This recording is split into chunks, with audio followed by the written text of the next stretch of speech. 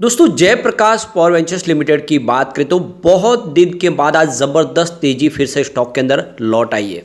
आप ये देख सकते हो कि पिछले 4-5 ट्रेडिंग सेशन से स्टॉक के अंदर प्रॉफिट बुकिंग की वजह से गिरावट हो रही थी, लेकिन आज जब निफ्टी एनर्जी में गिरावट है उसके बावजूद भी जेपी पावर काफ़ी अच्छा प्रदर्शन कर रहा है। तो आगे की क्या संभावना है जेपी पावर की, यहाँ पे जेपी पावर की फाइनेंशियल सेहत को समझने की कोशिश करेंगे। क्या क्या जेपी पावर के अंदर प्लस पॉइंट है और क्या इसके निगेटिव पॉइंट है उसको समझेंगे, जिससे आपको निर्णय लेने में आसानी हो जाएगी कि क्या इसमें एक लॉन्ग टर्म कार्यक्रम लेकर निवेश किया जा सकता है। क्योंकि एक छोटा पेनी स्टॉक है और पेना स्टॉक आप समझ सकते हो कि फंडामेंटली वीक होते हैं, यहाँ पे रिस्क भी बहुत ज़्यादा होती है।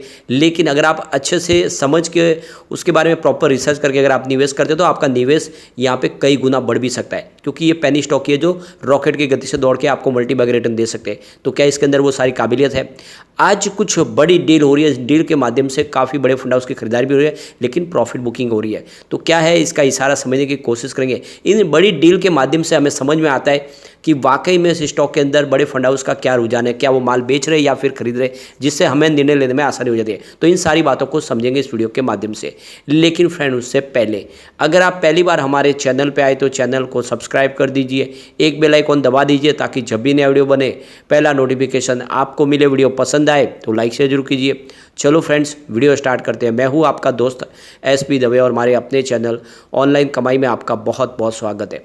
तो अभी लगभग 3 बजे के आसपास का टाइम है। BSE सेंसेक्स 65,625 के स्तर पर है, जहाँ पे 399 पॉइंट की शानदार तेजी है, यानी लगभग 400 पॉइंट की तेजी हो। और आज देख सकते हो बाजार काफ़ी अच्छा लग रहा है। बहुत दिन के बाद बाजार में तेजी थोड़ी सी लौट आई है, 0.61% की तेजी है।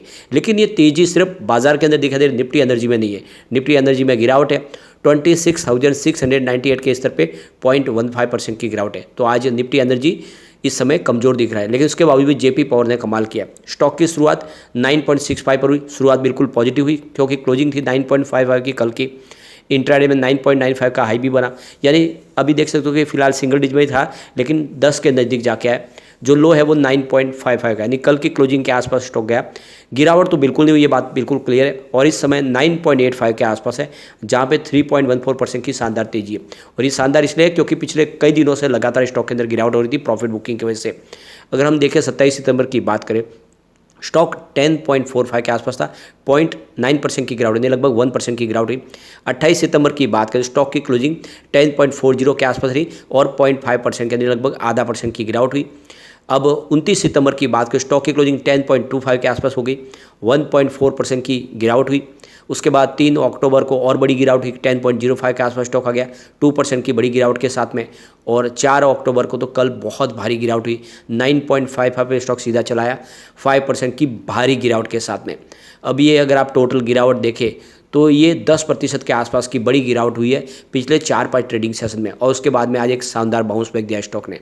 अब यहाँ पे हम इसकी फाइनेंशियल सेहत को देखें तो कंपनी का अगर हम नेट प्रॉफिट क्वार्टर बेस पे देखें तो 191.65 करोड़ के आसपास जहाँ पे पिछले साल के मुकाबले देख लो कि 21% की आपको कुछ कमी दिखाई देगी।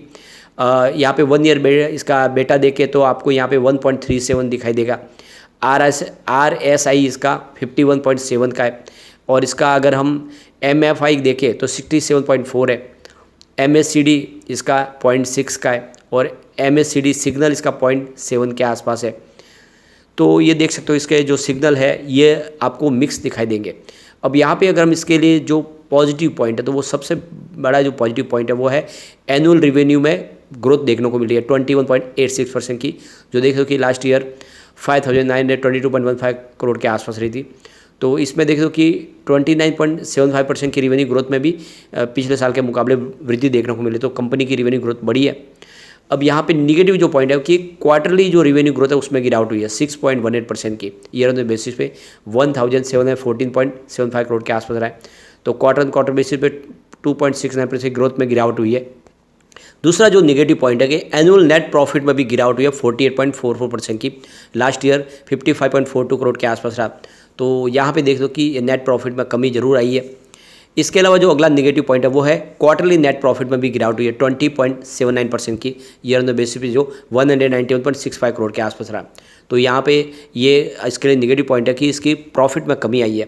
लेकिन अगला जो पॉजिटिव पॉइंट है, स्टॉक की प्राइस 30.87% बढ़ी है, काफ़ी शानदार है। स्टॉक देखोगे पास्ट ईयर में ये 17.34% रहा, उस हिसाब से देखे तो इसने काफ़ी अच्छा प्रदर्शन किया है। अगला पॉइंट फिर से निगेटिव और वो है प्राइस टू अर्निंग रेशियो 1306.97 के आसपास है, जो सेक्टर के पी रेशियो से बहुत ज़्यादा है, नहीं 48.92 का ही सेक्टर का पी है। तो यह एक देख दो कि इसके लिए एक बड़ा नेगेटिव पॉइंट है। अगला पॉइंट पॉजिटिव और वो है डेट टू इक्विटी रेशियो 0.46 है, जो लेस देन 1% जो हेल्दी कहा जाता है। तो एक तरह से देखें तो कुछ निगेटिव और कुछ पॉजिटिव पॉइंट यहाँ पे बने हुए। अगला निगेटिव पॉइंट और है वो है रिटर्न ऑन इक्विटी यानी ROE 0.53% के आसपास है, जो लेस देन 10% है, और यह एक तरह से देखें तो ये निगेटिव पॉइंट इसके लिए बनता है। अगला जो पॉजिटिव पॉइंट यानी न्यूट्रल पॉइंट है वो है प्रमोटर शेयर होल्डिंग पैटर्न, जो 24% के आसपास प्रमोटर की होल्डिंग है। तो एक तरह से सफिशिएंट है, ये न्यूट्रल पॉइंट में गिनाया जाएगा, ना यहाँ पे ज़्यादा है ना कम है। अगला पॉइंट है वो पॉजिटिव और वो है इंटरेस्ट कवरेज रेशियो 2.24% का, जो हायर देन 1.5% है। तो ये इसके लिए एक पॉजिटिव पॉइंट है। अगला पॉइंट है वो है निगेटिव और वो है गिरवी शेयर, प्रमोटर के शेयर 79% गिरवी है, और इसलिए इसके निगेटिव पॉइंट बन के आता है ये। अब जेपी पावर के लिए जो निगेटिव पॉइंट है वो 6 है टोटल, पॉजिटिव पॉइंट यहाँ पे 4 है और एक न्यूट्रल पॉइंट है। तो ये देख सकते हो कि फिलहाल इसके जो निगेटिव पॉइंट है वो थोड़े से ज़्यादा, तो रिस्क तो है बिल्कुल, ये क्लियरली समझ सकते हो। लेकिन यहाँ पे सबसे बड़ा इसका vision, company coal based power plant पे काम करती है और इसका हाइड्रो इलेक्ट्रिक पावर प्लांट में विष्णुप्रयाग में, जो सबसे बड़ा वर्ल्ड का एक बड़ा प्रोजेक्ट है। अब यहाँ पे इनके पास खुद की 2 कोल माइंस भी है, और जैसे कि नीति आयोग की रिपोर्ट कहती है कि कोल डिमांड पीक पर होगी 2030 तक। ऐसे में इस सेक्टर के लिए प्रचुर संभावना है और इसकी प्राइस डेफिनेटली बढ़ सकती है। तो रिस्क के साथ इन्वेस्टमेंट कर सकते हैं, लिमिटेड ही करना होगा क्योंकि रिस्क की स्टॉक तो है ही। अब चलते कुछ बड़ी डील की तरफ। तो सुबह 9:22 पर 9.80 की प्राइस से 40,53,000 शेयरों की ज़बरदस्त खरीदारी हुई, यानी किसी बड़े फंड हाउस ने अच्छी खरीदारी की। फिर 9:29 पर 9.90 की प्राइस से 25,52,000 शेयरों की ज़बरदस्त खरीदारी और हुई, और उसके बाद 9:34 पर 9.90 की प्राइस से 33,53,000 शेयरों की एक बम्पर खरीदारी हुई, और इस वजह से प्राइस बढ़ी क्योंकि सुबह सुबह ही बड़े फंड हाउस ने अच्छी खासी खरीदारी शुरू की। लेकिन उसके बाद 9:45 पर 9.80 की प्राइस से 25,08,000 शेयरों की यहाँ पे एक बिकवाली हो गई। फिर 11:40 पर 9.75 की प्राइस से 25,73,000 शेयरों की एक फिर से बड़ी बिकवाली हुई। लेकिन उसके बाद 11:43 पर 9.80 की प्राइस से 23,55,000 शेयरों की एक बड़ी खरीदारी फिर से हुई।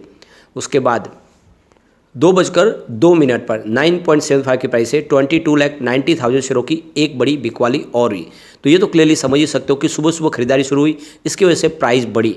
उसके बाद जैसे दोपहर के बाद देखें तो कुछ यहाँ पे प्रॉफिट बुकिंग भी शुरू हो गई। तो यानी दोनों तरफ का यहाँ पे रुझान बना हुआ है। कुछ बड़े फंड हाउस जिन्होंने निचले लेवल से खरीदारी की है वो अपना प्रॉफिट बुकिंग करें, लेकिन नए बड़े फंड हाउस यहाँ पे एंट्री भी करें, और ये इशारा है कि स्टॉक फिर से 2 डिजिट में जा सकता है और आने वाले समय एक शानदार तेजी दे सकता है। तो जो लॉन्ग टर्म इन्वेस्टर है वो यहाँ पे इन्वेस्टमेंट कर सकते हैं, आने वाले समय का आपको शानदार रिटर्न मिल सकता है। शॉर्ट टर्म इन्वेस्टर इस समय वेट करें इन्वेस्टमेंट करने के लिए, क्योंकि स्टॉक को एक बार सेटल हो दे उसके बाद में ही निवेश करें, और अगर आपको अच्छा प्रॉफिट मिल रहा है तो एक बार प्रॉफिट बुक भी कर सकते हैं, क्योंकि बाजार के सेंटीमेंट इतने अभी शानदार नहीं है।